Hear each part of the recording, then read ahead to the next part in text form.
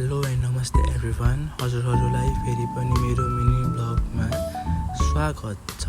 त्यसै गरी मैले चाहिँ मिनी ब्लग नबनाएको 2-3 दिन भएको थियो भने आज चाहिँ मैले ब्लग बनाउने निर्णय गरेँ।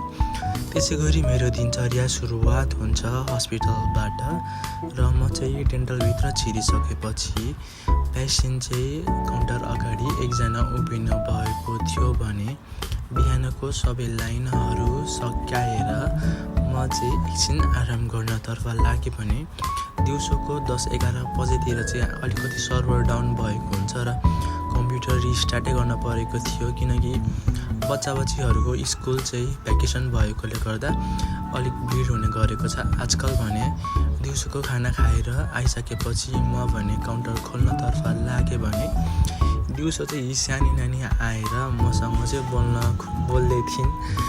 मलाई मन पर्यो अरे उसलाई, त्यसै गरी ऊ चाहिँ साह्रै राम्रो गरी बोल्दै थिइन् भने बेलुकाको घर जाने समय भयो र म सबै हिसाब किताब क्लोज गरेर घरतर्फ जान लागेँ। आजको लागि यति नै। Thanks for watching guys.